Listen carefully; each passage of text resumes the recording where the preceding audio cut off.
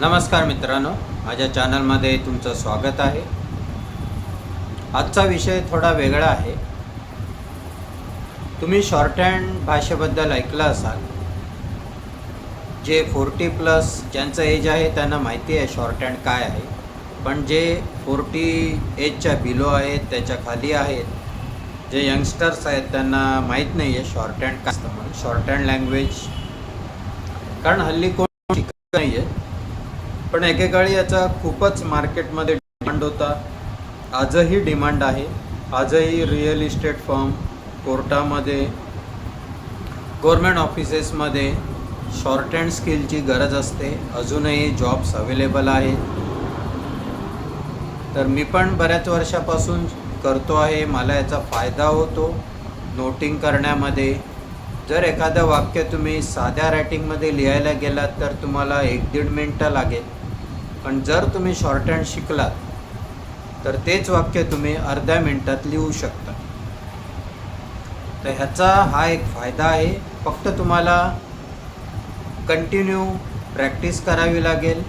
जसं तुम्ही मराठीमध्ये बाराखडी शिकता, त्याच्यानंतर मग हळूहळू वाक्य लिहिता, किंवा इंग्रजीमध्ये जशी वाक्य लिहिण्यासाठी आधी ABCD वगैरे शिकावी लागते, तसंच शॉर्ट हँडमध्ये मोठमोठी वाक्य लिहिण्यासाठी, लेटर्स लिहिण्यासाठी, ड्राफ्टिंग करण्यासाठी आधी तुम्हाला छोटे छोटे अल्फाबेट्स, वोवेल्स हे शिकावं लागतं।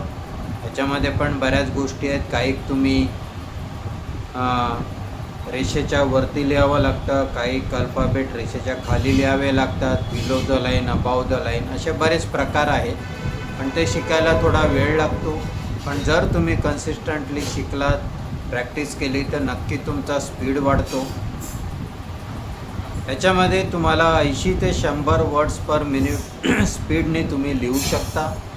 त्याच्यामुळे खूपच फायदा होतो, स्पीड वाढतो, टाईम वाचतो। तर अजूनही शॉर्ट हँडचे जॉब्स अवेलेबल आहेत। तर हे पिटमन म्हणून बुक येतं शॉर्ट हँडचं, त्याच्यातून माझं एक प्लॅन आहे की मी गोष्ट सगळ्यांना शिकवू। ही जी लँग्वेज आहे शॉर्ट हँड, माझी इच्छा आहे की मी सगळ्यांना शिकवावं, ज्यांना ज्यांना इंटरेस्ट आहे। तर जर कोणाला शिकायची इच्छा असेल तर मला कमेंट करा, मी फ्रीमध्ये शिकवीन।